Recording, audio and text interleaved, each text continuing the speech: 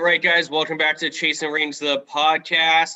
I don't know what episode it is. We're past 10. We're having fun. We're going to keep creating content. As you guys know, we got our sub shows as well. We got Road to 55, giving you guys all the playoffs within the NFL. We also have Tommy Points, breaking down all the Celtics, season to date. We'll be starting our NHL Bruins show soon, and then next fall we'll have our Patriots as well. But this week, guys, we're going to get you caught up on everything that's going on with sports right now. We got Kyle, Luke, Joe, myself, Victor. We're all back and at it. Number one thing, guys, I got some stats for you. 305 average, 3,771 hits, 2,297 RBIs, 755 home runs. Henry Hank Aaron, rest in peace. One of the greatest hitters of all time. It's weird every time we see something like that. It definitely hits home for all of us. I wish we got to see him play. We talked, I think it was last show. Actually, no, on a different show, we talked about what sports legend could you bring back and watch them play in their prime. I said the steroid era in general, and I know Hank Aaron isn't a part of that, but I feel like he inspired that. Like, everyone wanted to beat Hank Aaron's records. Barry, Mark McGuire, Sammy Sosa. He really was the upper echelon of home run hitting, of talent, of power hitting. He basically created the stat slugging percentage. I mean, he was an animal. Rest in peace, Hank. It's tough, man. I hate losing legends like this. I just want to give a little shout out to him. I don't know if you guys have anything to say. If not, we'll jump right into the Red Sox. Yeah, we got him, and then we got Larry King today, like back to back. Yeah, Larry King as well, which is kind of weird. Crazy stuff. So let's jump right into the Red Sox, guys. Kyle Bloom. I don't want to say we've been hard on him yet, but it's almost time to start getting a little harder on him. Tiki Hernandez, 2 for 14. He had a little bit of a breakout year in 2018. And when I say that, a 256 average, 103 hits, 52 RBIs, 21 home runs. Now, we lost Mookie Betts. We got Verdugo back. We're most likely losing Jackie or trading Andrew Benintendi if we're signing Tiki Hernandez. I'm not sure which one I would prefer to get rid of. We'd have to pay Jackie Bradley, I would guess, $15 to $20 million a year to keep him. Or we keep Benintendi. I'm not sure which way they're going to go. I can't read Kyle Bloom at all. It's like reading Latin, and I don't even know what the fuck Latin is. What are your guys' feelings on Tiki Hernandez? Luke, I know you got some opinions on it. Are you okay with the signing? I mean, I think $7 million personally is a good deal. What do you think? Yeah, I mean, we got a utility man who's a below-average hitter and can play some defense. Like, cool. We maybe filled a gap, but we haven't, instrumentally improved. I mean, we're looking at the same team as last year. The one thing that I want to point out to you, Luke, is we all kind of agreed. I think all of us agreed. We're not worried about the lineup and we're not worried about the defense. We're worried about the pitching. So I like this move because we didn't need a big offensive impact. We need to focus on the bullpen and the starting rotation. If we spent $15 million on an average outfielder, I'd be pissed. But $7 million, I'm kind of okay with. Yeah, I mean, we need pitching and we're spending it on outfielding, so it doesn't make sense. $7 million in baseball. It doesn't matter. It doesn't matter. Why don't you go get the people you want and give them the money and then fill the gaps you need to fill afterwards? It makes perfect sense. It doesn't make sense to just go after a utility man and then say, well, we know this is a good signing because we know we need pitching. Well, go get some fucking pitching. What's the holdup? Yeah, so I mean, that brings me to my next point. Joe, Tiki is a decent signing. I'm okay with the money personally. I'm kind of with Luke. Are you pissed that we missed out on another guy to the Yankees, Corey Kluber, going 1 for $11 million? Why were we not in on that? I would have overpaid to 15, 18 even, just for 1 year. Are you kidding me? I really don't have an explanation for it. I think most likely we were in on him. It's probably just typical Red Sox undercutting. Other teams coming in at a better price and them going, all right, well, at least we can say we offered and now we won't get as much shit on the back end saying, we ignored we didn't go after him. It's a disappointment. Yeah, I mean, it's beyond aggravating. Kyle, I mean, our needs are still pitching. Do you think are you more leaning towards Luke where it's let's take care of the pitching first and then see what we can fill? Or are you let's just get what we can get? Because for me at this point, let's just get what we can get, because clearly we're not going to see any fireworks. Ownership already said they're not going to spend the money. So Kyle, are you kind of like, why are we focusing on pitching, or you're like, whatever, let's just take what we can get? Yeah, I mean, it starts and ends with pitching, I think, but I'm kind of getting frustrated with the Red Sox because, like, Chaim said, like, oh, we're going to have a series of moves, and it's like, you know, I think he said, like, fireworks, and it's like, okay, well, where are the fireworks? Like, I'm waiting. Is he waiting until, like, 4th of July for that shit to happen? Because, like, I mean, this team is going nowhere. It doesn't matter how good their offense is without pitching, and they have 2 big question marks, and Erod, who's coming off of COVID, you don't know what kind of lingering effects that is, not to mention he didn't pitch last year, and then, like, Evaldi had a great short season, but, you know, he has had injury history. So is he going to be able to stay healthy for a full year? Chris Sale's arm is like up in the air. So they have 3 guys that can get the job done, but that's if they're all healthy and effective. And we haven't seen that that's the case so far. I mean, Chris Sale is like 2 years removed. The last time he pitched, I think, was in the World Series against the Dodgers when he came in to close out the World Series, which great moment. But again, we're 2 years, almost 3 years removed from that now. So, I don't know. I mean, like, guys that are still out there, like Marcus Stroman, I think, is still available. Trevor Bauer, like, those are big money guys, but I don't know. I mean, I don't want to lose Benintendi either. I know, Luke, I know you're not as high on him, but, like, I just think he's so young, and last year because he only played like a few games and he had a back injury. So, like, and last year just was a mess of a season anyway. So we got now. We don't need Benintendi. Also, with the utility man, the Red Sox love to use utility guys. It's like their thing. So I think is he only outfield though? Because, like, we talked about the Red Sox needing a second baseman. So I to me, when I saw that signing, I was like, infield, outfield. I was like, oh, slot him in at second base. But you guys are saying he's more of an outfielder. No, he's a utility man, and he'll play infield and outfield. But, like, it's Kyle Bloom is. I don't think he's ever been to Boston or watched any Boston sports or listened to any Boston like talk shows, because he's played them enough. Expressing that we should watch out for fireworks. I've never seen someone come into Boston and, like, get everyone's hopes up like he has with his fucking mouth. Like, that was the stupidest thing he could have done. Right off the bat, he's putting himself in a huge detriment to the fans, and the city. Like, he's going about this the whole way. I have no faith in him right from the start. Yeah, and the way he's portraying it too, like, his fireworks in Tampa Bay were like, no names, great draft picks, utility guys that turned into a great team and almost won a championship. Now, we would be okay with that, but don't call it fireworks. Fireworks for us is trading the whole farm system for Kevin Garnett. Yeah, you know, and that's what Dombrowski did. Sale. Dombrowski sold the farm to get a title, basically. Right, and I've expressed that I don't want that anymore. Like, I would rather build, but don't open your mouth and say fireworks, because that just leads us to expect the same thing we've expected for the last 10 years. Now, listen, if we make a deep run or win it somehow, some way, it's not very realistic, and Tiki has a good year, Verdugo has a good year, and I don't mean great, like, they just, for them, 250, 20 home runs, whatever, and we have that fireworks, and he says, I told you we'd have some fireworks. I'm like, all right, you were right. But this isn't Boston fireworks. And that's whoever, I think, Luke, you just said it. You're right. Like, you need to understand, Boston's a different beast than Tampa. I mean, I don't, like, Tampa, do they even have fans there? I mean, they have Boston fans there. Yeah, they won a World Series and just lost in one, and people still don't show up to their games. So, like, it's a vacation spot. He doesn't have the pressure that he does here. He needs to really, I agree, he has to tiptoe around what he says, or he will get booed out of Boston real quick. Do you guys think that the Red Sox are more careful of signing big name guys because they've been burned in the past with Pablo Sandoval, with Carl Crawford? Like, you don't think that has anything? No, to do with I mean, if it was the same management and staff, then maybe. But it's totally different management staff. Yeah, and they've hit on so many guys too. You know, they've hit on so many too. You have to take your shots, especially if you want to compete. And I mean, they've hit on so many. They've won 4 rings in the last 17 years. You can't really. That's probably the second or third most winningest franchise over the last 17 years, right? The Patriots, the Red Sox, the Warriors. I mean, Golden State, Miami, like, you know. Yeah, Miami. So that's probably the top 4. Maybe the Spurs, if you break it down, whatever. But, like, either way, 4 out of 17 years is very good. So you got to take those dips. You got to, you know, take the risk and see what happens. You know, another big thing that happened today, this week in New England, is my boy, Matty P.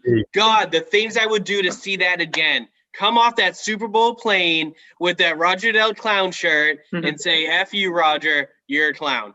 Joe, let me break it down for you. He's been with the Pats since 2004, okay?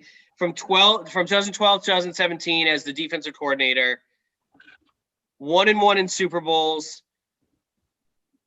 How are you feeling? Are you happy he's back in the locker room? And I want to ask, actually, let me ask you this. Actually, I'll save this question for Luke to answer. But Joe, tell me how you feel about Matty P being back in the locker room. I'm a believer, like I usually say, in roles. So if you can't succeed at a big role, swallow your pride and go do what you're really good at. Jason Garrett. Yeah, exactly. Patricia is a good defensive guy. He's not going to be the D coordinator. He's not going to be the assistant D coordinator, but he can be on that side of the ball and help and give his 2 cents, so to speak. And, like I said, he might not have been a good head coach, but he was a pretty decent coordinator. So I think anything helps, especially with the young guy like Steven Belichick coaching that now. I mean, I know they passed on Mayo, right? The Eagles passed on Mayo, so he might stay. Is that true? But yep. Anything they could get, any help they could get, in my opinion, why not? Yeah. So Luke, this is one I have for you, and I find it a little weird. So the last few years since Patricia's left, Steven Belichick and Gerard Mayo have been splitting responsibilities. Now, I had a feeling Mayo would go to the Texans because Watson says he wants a black coach, and Nick Caserio is one of the only guys that knows what kind of impact that Gerard Mayo actually has on the defense. We don't know who's calling the plays. Are they separated? Like, is one of them calling the front seven, the other's calling the cornerbacks? We really have no idea. Does Matt Patricia come into the mix? Does that complicate things? Like, that's what, like, I'm concerned there's going to be too many cooks in the kitchen. At this point, 3 years of splitting responsibility, Belichick and Gerard Mayo are probably like, hey, when am I interviewing for the DC job? Because eventually, it gets complex. So what's your feelings on adding that to the mix? My feeling is we don't even really know who's running the defense. That's what I'm saying. We've talked. I think Joe and I have talked before as well. Like, it could still be Belichick, Big Billy, overlooking Steve and Mayo, and basically utilizing everyone's ideas into the defense. I think we'll see a lot of that still in place with Patricia there. Just him taking that responsibility over, more like Belichick's general, so that Belichick can maybe focus more on substitutions, game decisions, maybe even offense. Who knows? I think that I'm not worried about too many cooks in the kitchen. Okay. I'm like, how do I feel about Patricia come back? I mean, it's cool, to have the old gang back minus Brady, but the old gang. I mean, yeah, it's probably the last few years we're going to see everyone together. So yeah, it'd be cool. Kyle, so 13-29 and 1. We'll give him that tie as the head coach of the Lions. I think most of us who really follow football closely would say that's an underperformance considering what they had on offense, especially this year. I mean, Swift, Marvin Jones, Golladay, Hawkinson, Matt Stafford, some decent defensive weapons as well. Are you concerned that I don't want to say he lost his edge. People underperform as a head coach and then become good coordinators again, like Todd Bowles. But are you concerned that he's going to take some of that losing stigma and bring it back to the Patriots? I don't know if it will carry with him. I think, to your point, it reminds me of Josh, actually, where Josh went to – I mean, we talked about he had Tim Tebow when he went to Denver, but, some guys are better. Joe, you said swallow the pride. Some guys are just better as coordinators. I don't think – I mean, Patricia failed in Detroit, I think, no matter what. I think they did – their best record was maybe – did they win 8 games one of those years? Maybe. I mean, either way, they weren't really relevant, honestly, for his time there. I don't think he's going to carry that stink over. I think he hopefully will return to the winning ways. Culture is so important, I think, which is part of why I think you're seeing Deshaun Watson wants out of Houston so badly, because Houston's culture is so bad and New England's is so much different even after a down year. I wasn't thrilled about Patricia coming back, but now seeing like more reports now that he's not really coming back as a coaching, he's coming back as like a personnel guy, which I don't even know how that is possible. What does that mean? Yeah. I like him as a mentor though, to like a Stevie Belichick. Big Billy B, as Luke says, like we don't know. He probably is calling the defense, but I think Bill has always been more focused on defense than offense. Like he's a defensive guy, like through and through. I think I don't want to say Bill Belichick doesn't care about offense, because he does. I just think that's more Josh's thing. But I don't know.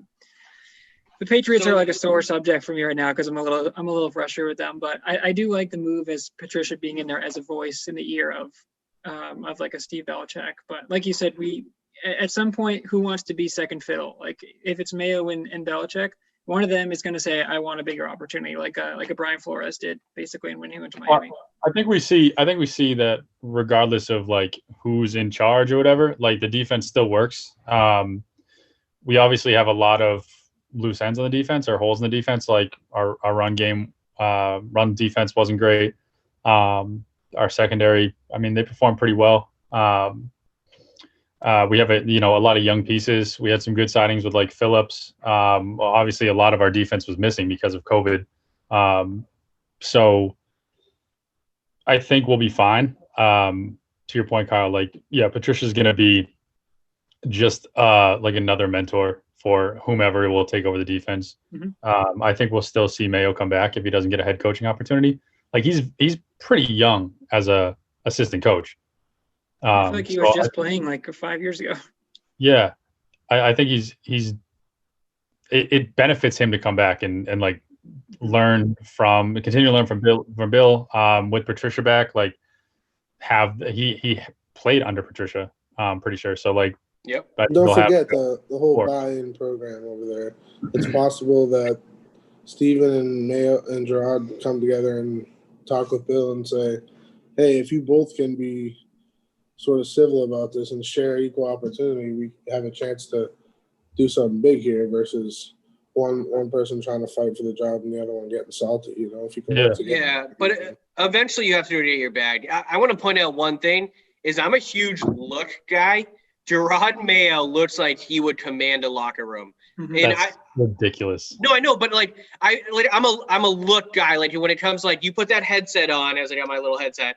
You got your headset on, you got your binder in your hand, and you're walking that sideline. Like Gerard Mayo just looks like he has it. Now, who knows what's up top and if he can actually coach a team. Like 5 or 7 years. So it's like that moxie. It's like like he has that swag to him. Now, I don't know if that will translate to his coaching skills. I'm saying he's got the look. Like he's going to command a locker room. He's a big USC guy. I mean, he's had a lot of championship experience. I don't know if he's ready yet, but the fact that he's getting interviews is really good. I hope the defense has another good year for him. Now let's move on to the only job still available, head coaching job, is the Texans with Nick Caserio, right? The Falcons, Lions, Chargers, Eagles, those are all swallowed up. Jets and Jags, right? The Chargers signed someone, right? Yeah. And then, so we just have the Texans available. Now, in my mind, Mayo could be in the mix. Josh McDaniels could be in the mix. Is Deshaun Watson being traded? I want to ask you guys directly. There's rumors, or McDaniels was interviewed with the Eagles. I said I thought he was going to go there. Obviously, that didn't happen. Do we want McDaniels out? Like 100, like it would have to be fired at this point. I don't think he's going to Houston. So do we want him fired? Does he deserve to be fired? He's not gonna be, but I mean, you would like a fresh start. He doesn't deserve to be fired. Like he's earned his keep with the Patriots, but it's like it didn't work last year. Yeah. And obviously we know Cam had his struggles, but like that offense didn't look good at all from the play calls to the personnel. So something has to change, whether that's McDaniels adapt to the new weapons he has and like be creative, or him requesting what he thinks he needs to be successful. I would like to see a change, but I don't think it's going to happen. Yeah, I would like McDaniels back with a short leash next year. Like midway through the season, if it's like the same story as this past year and like the offense is looking horrible and they've upgraded offensively at this point, like I would say like you can come back, but like it's a very short leash. Like so that's what kind of scares me. I think that Bill would have no problem saying, "Josh, this isn't working. I'm taking over the offense." But we're all convinced that Bill has a huge hand in the defense. And I'm sorry, no head coach can call both sides of the ball. Joe, are you concerned that there's a lack of hierarchy within the Patriots right now? I think it might seem that way. I just think Bill he's such a, I don't know a ruler. I think it appears that way on the outside, but inside, I still think everyone toes the line. And with the McDaniels thing, McDaniels has been running Brady's offense for a long time. It's exactly what happened with Cam. It's exactly why it was unsuccessful, because Cam is nowhere near Tom Brady. You can't run Tom Brady's offense without Tom Brady. I think Josh is just trying to seek a new modern offense. I think when we can find the modern offense with a more mobile quarterback who can throw, run, do the bootleg, once you can learn the player that could fit that position even half decently, I think we can see an improvement. I think so. We should give Josh another shot. Cool. So let's move on to the Celtics, guys. I mean, tough stretch. We had the COVID breakout a couple weeks ago. Tatum hasn't been approved to play yet. We're 1-3. We've lost our last 3, 2 of which are against the Sixers, who are top of the East now. What's our overall feelings right now? I mean, I can tell you guys, for me right now, I'm a little nervous about how the offense flows, and I know there's no Tatum, right? With Kemba coming back, I feel like he slows our offense down. I asked you guys multiple times in group text, why doesn't he average more assists? And I get it. He's a scoring point guard. But he's also a point guard who has the ball in his hands a lot. Kyrie is a scoring point guard and out-assists him. You know, a lot of Steph Curry is the best scoring point guard in the NBA and out-assists Kemba. I feel like this offense is going to go stagnant, and we saw it last year. Kemba goes ISO one possession, then Tatum goes ISO next possession. Then we get a steal, and Jalen gets a fast break dunk. It's like, are we going to watch this ISO basketball again? Is Brad Stevens going to show up? Luke, what's your biggest concern? And I know we're missing Tatum, so I want to cut a little bit of slack, but what's your biggest concern right now? My biggest concern is Kemba in the offense. It was my concern at the beginning of the season. It was my concern last year. It was my concern when we let Hayward go, or Hayward left. I shouldn't say we let him go. Hayward left. We have not looked good with Kemba on the floor without Gordon Hayward in the lineup, in my opinion.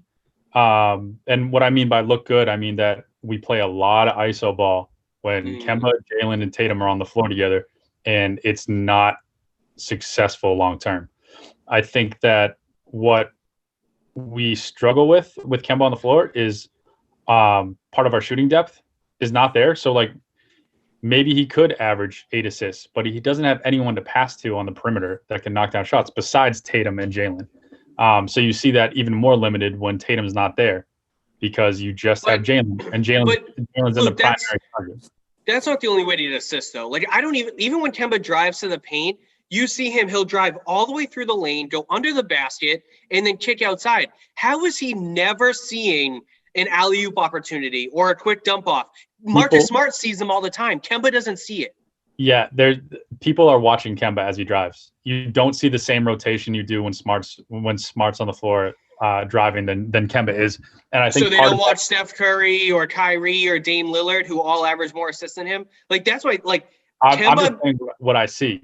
No, I know. I'm agreeing with you. Kemba is making our offense stagnant. Now, Kyle, I know you love Kemba, and Kemba is a good basketball player, but I feel like he is slowing down our offense. What is your feelings? I know you're a big Kemba guy. Kyle, are you worried? And you have to be worried a little bit, even without Tatum, that he's slowing our offense down. What's your feelings? Yeah, so I love Kemba and also agree with all the points you guys are making. So it has, I mean, this is a kind of a complicated question, because I think this is Brad's biggest challenge this year. They're going ISO ball, and that's what killed them last year. But isn't that on Brad to say stop fucking 100%. Going ISO? Stop.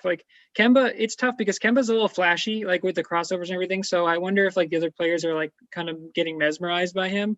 But to me, these last couple games, I mean, what? They're professional athletes. No, I know, but I'm just saying Marcus Smart's not going to be crossing people up when he's got the ball. So I think it's just a different look. But to me, Kemba looks good, but does that mean that it works with the offense? I'm not sure yet. I mean, right now it's all about Kemba feeling good. So far, he's been pain-free. I think he's looked really good. I think we're underrating him as a passer because he does make a lot of like really flashy passes. The alley-oops are a problem, but like Robert Williams has been out, and like Tristan Thompson's not an alley-oop guy. So like, I just think right now it's like they're just kind of grinding through. I think Vic has said like this, it's all about the playoffs. So like really seeding doesn't really matter as much. I want them to get like some sort of home court, especially if fans are going to be back. But like it's this whole season one is about being healthy and figuring out. I think Naismith, like being basically nothing so far, has been a huge like reason. Like you said, there's no shooters for him to kick it to. It's like, well, we've wasted a pick, like 14th, right? 2 14th overall picks. Now Romeo's hurt, and they have high hopes for him, but he barely played last year, and he was hurt last year too. But Naismith hasn't played at all. So why are we – it just goes back to why did we draft those picks? I mean, 14, 26 or whatever, we took Pritchard 28 and something else. We had 3 first-round picks this year for anything, for a shooter. Pritchard has been really good. I mean, who knows? Hopefully they dodged the boat. Last night, that looked really bad when he went down. He, like, immediately grabbed his knee. But he went back to the bench, so that's hopefully a good sign. We'll see. They're doing, like, MRIs and stuff today. But – like Naismith, he was supposed to be an elite shooter. They said he's the best shooter in the draft. He's supposed to come in and be like a Tyler Hero, like not a Ray Allen, but like he's supposed to come in and be able to shoot the 3 no matter what. And like when he's he's not playing much, so that's on Brad a little bit. But when he is playing, he's not hitting his shots as much. And it's like this: you're supposed to solve our number 1 shooting issue, and so far you've done nothing. He's not playing in real game time positions though. I think. I don't count those shots that aren't falling when you're just like coming off the bench with 2 minutes to go in the game. Or like a minute and 30 left and a half of a 20-point lead. Like I don't count those shots as like real shots. I think that Naismith is concerning, not playing. I think that our lack of shooting depth is concerning. I think the way that Grant Williams has taken a step back is concerning. The way that Williams has fallen off a cliff. He hasn't taken a step back. Yeah. I think that the fact that we still have a mid-level exception that we haven't tried to do anything with is still concerning.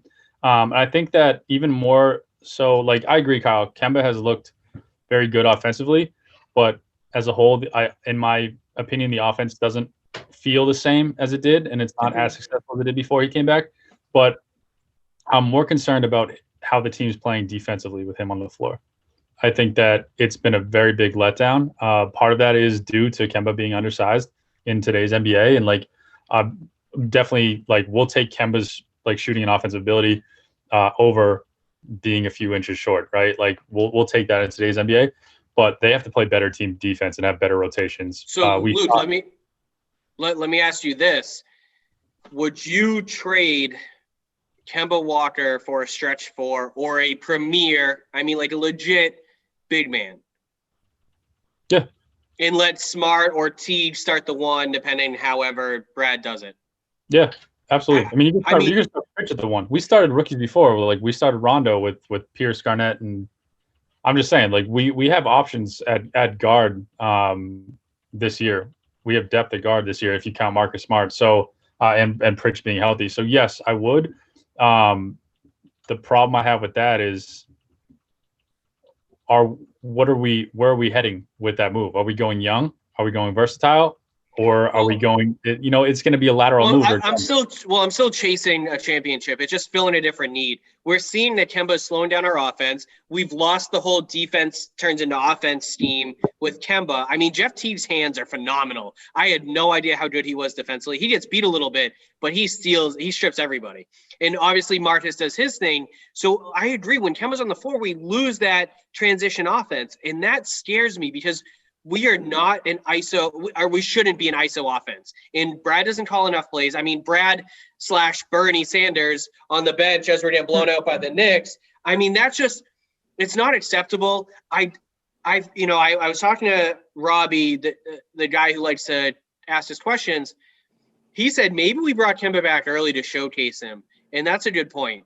And I kind of hope it is. I would be 100% okay with moving him.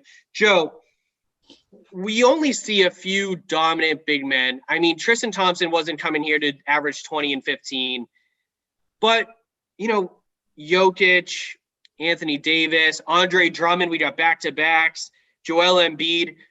Are we nervous we don't have enough big men or the right big men? It doesn't seem like we're nervous, but we should be. I mean, it's obvious that, like, I don't know if you saw in the notes, Embiid makes, he made every one of our big men his bitch.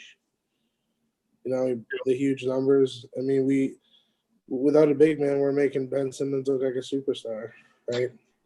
It just Vic hates that. That big thing that's the biggest thing, or maybe hopefully the biggest takeaway from last night is, hey, we need a big man. You see what Capella's doing in Atlanta too. Like that's just focal point of rim protection and rebounding. I think. And what did they trade for him? I don't even know. It was like garbage. Like it was nothing, and I was so pissed last year. I don't know if we need a big man though, because there's only so many. Like there's only so many out there. So like Embiid is destroying everyone. So it doesn't really matter who's going. Like he's killing everybody. So that's like who are we going to get? Here's the thing. We might not need a big man because we've seen how well the Twin Towers works with Tristan and Tice in there. So why wouldn't we go back to that bigger lineup with Kemba at the 1? Then you have 2 big bodies to help defend. Ask Brad. Get bench depth, but we then need to get an additional big to fill the bench because we're going to get in foul trouble in some games. We need a fourth. No. See, I disagree with you on that, Luke, because then we can give different dynamics. We can throw Tatum at the 4 and run the pace up a little bit faster. So I think they can get enough rest with only 3. I mean, if we go 4 big men, that's way too many. I'm sorry, we don't have it. If we were to upgrade a big man, I would say trade Daniel Tice. They'd probably want Robert Williams. He's younger and he's looking pretty good. But what is Brad's? Like 7 big men last year. I know, but they all sucked. What the hell is Brad Stevens doing?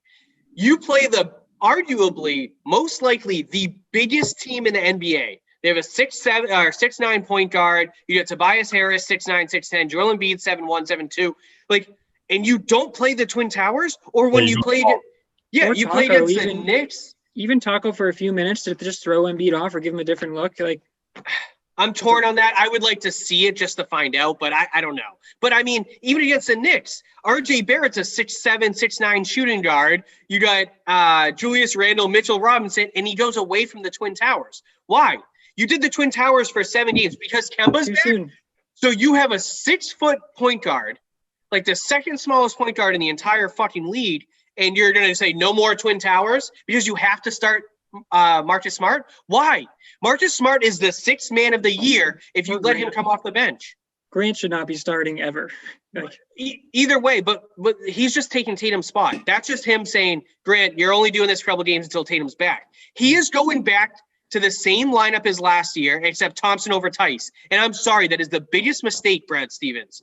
Brad Stevens should be fired at the end of this year. I promise you, I will fucking picket outside of the garden until he is fired. If this is how the season continues, he is already back to cross-arm Brad, fucking Bernie Sanders, and he's already back to having no idea what his team is. He has no idea what the Celtics roster is.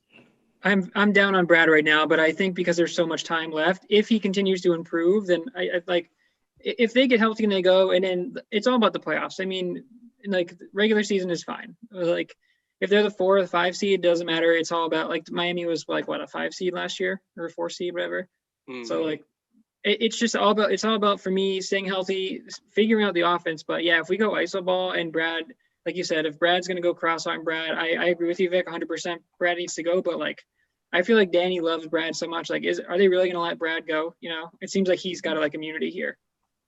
Listen, the Celtics are like, I know it's all about the playoffs with any sport, but the Celtics are 2 games back of being like in 11th place in the league in the East. So like they're also like 2 games back of the top seed. Like the East is so tight right now that it's exactly, which is concerning, especially if you don't have solidified starting lineup. You keep making rotation changes.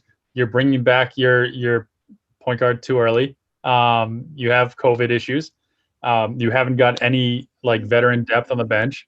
You still have limited shooting. Your 14th draft picks the last 2 years, your first round draft picks the last 2 years haven't played. Like, what are we? Luke, I want to ask you this. Same exact starting lineup every single night.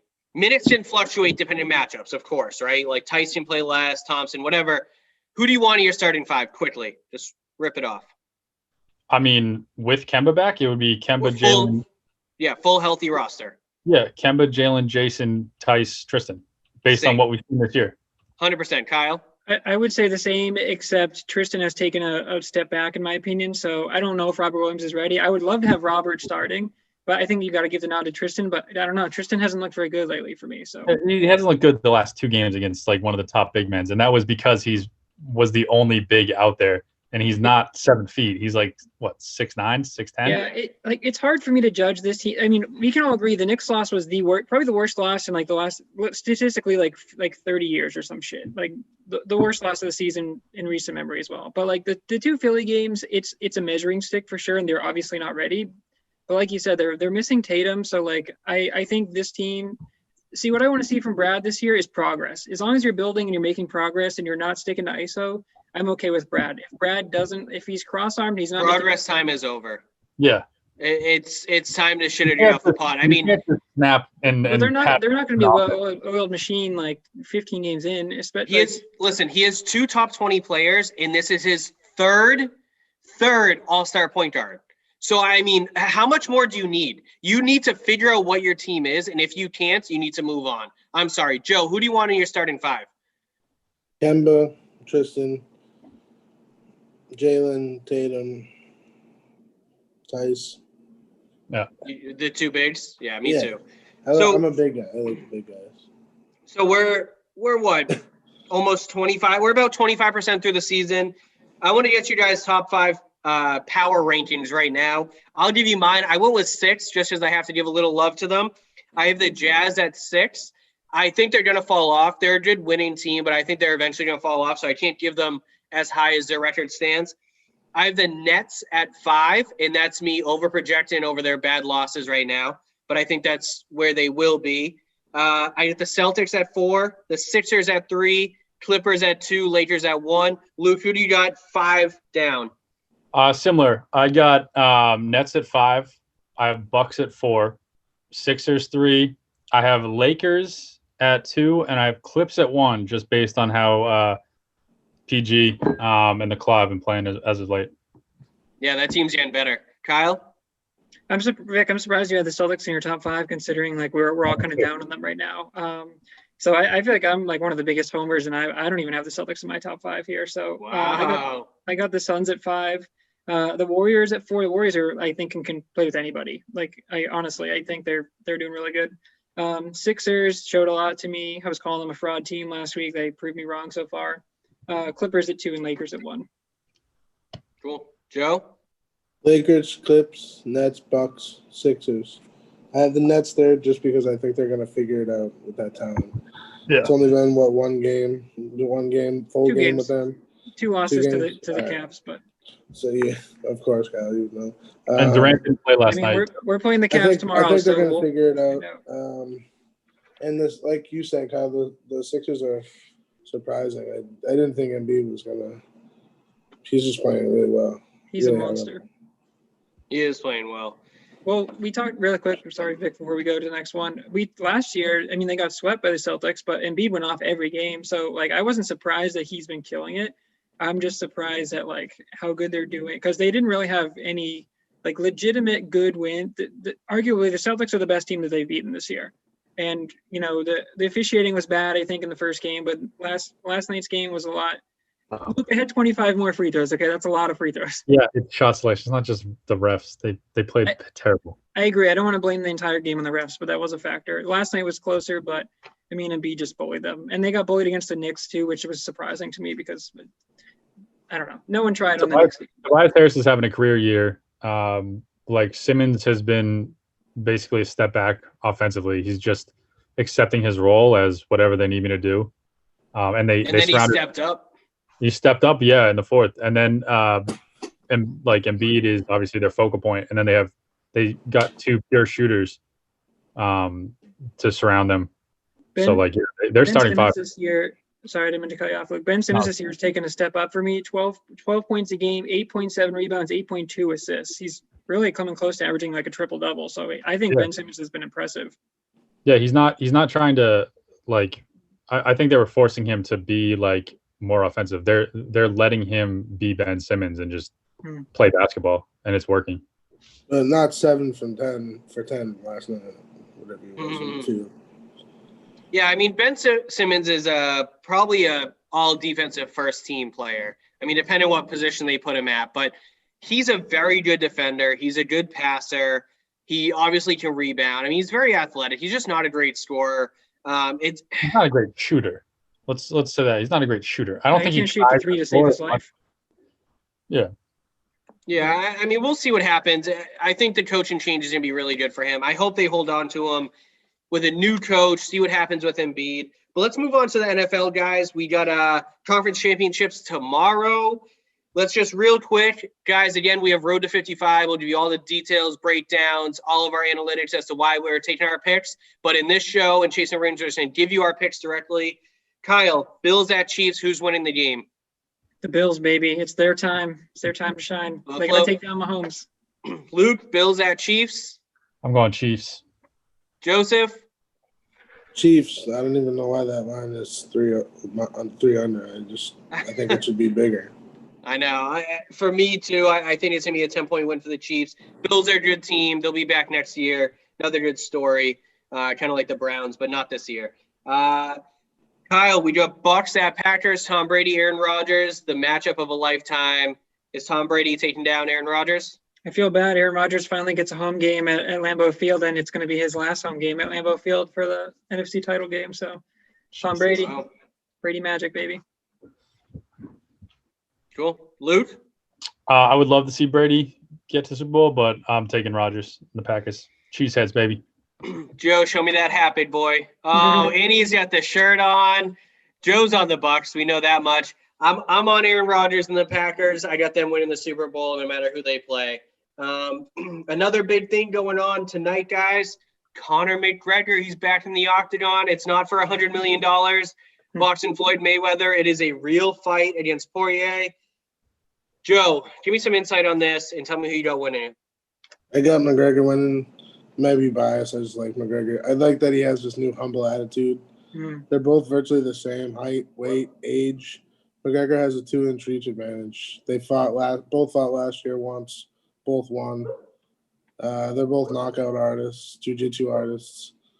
I think I'd like to see a knockout from McGregor.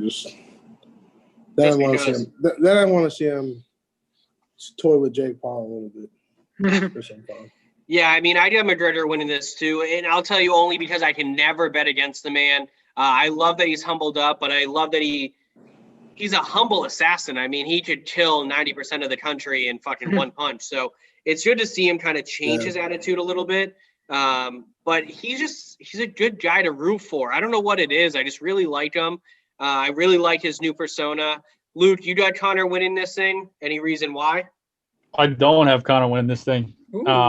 I'm surprised he's such a heavy favorite. Like, I know he's Conor McGregor, but he's been, out of the limelight for a while. He's been out of the, fight. He's been fight game for a while. Last January he fought. So, yeah, 14-month layoff. I don't know. I think I like Conor McGregor. I just think that it's very hard to, especially this year with everything happening, like, you don't know, with no fans being there, how you're going to match up with your opponent. So I think whoever has the strongest headspace is going to win. And yeah, we'll see what happens. I'd love McGregor to win, but I'm taking Poirier. Poirier has more experience. He has not essentially a better record, but he's fought probably like I think it's like a handful more. 7 or 8 more fights than McGregor has in the UFC. Cool. Kyle, who you got winning this thing? Yeah, I got McGregor. They showed a clip the other day of like Joe Rogan. I think it was like one of McGregor's biggest fights where like Joe Rogan's all excited. They started the fight and then McGregor just one punch like knocked him out and he just like put him to sleep. And it's like I do like you guys said, the humble McGregor. I was watching a bit of his interview with Robbie from Barstool, and it's like he just seems like a different dude. But I just think Conor, like he rose to stardom so quickly. You know, I love his attitude, but I don't know. I just think the experience factor is there. One thing I don't like about UFC or just fighting in general, and it's part of the sport, but like I don't want it to be left up to the judges because like how many times have you seen like, you know, you think someone wins a fight and it's like, oh, the judges went the other way, and it's like, or like a draw or something. So it's like, I think Connor's gonna be looking for the knockout for that reason. That's how Poirier won his last fight in June by decision.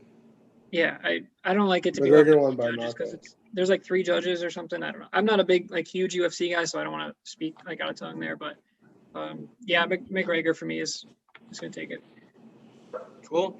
Yeah. You know, one other thing that we didn't have a chance to go over today, guys. Bruins 2-1-1. I'm not too excited about them. I don't want to go too much in depth.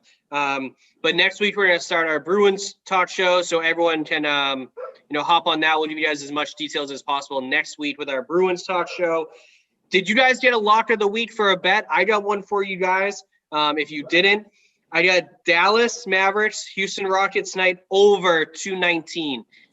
Dallas scores a ton of points. Houston lets up a ton of points, and Houston's been pushing the pace a little bit too. I think this is going to be a 15-point. I don't want to call it a blowout because 15 isn't even a blowout in the NBA anymore. But I think Dallas is going to win by 15. It's going to be like 130 to 115. It's going to be an easy over. I got a Bruins versus Flyers. They're right now the over/under for goals scored is 5.5. I'm taking the under on this tonight. I think we saw a lot of goals last night, or 2 nights ago. Yeah.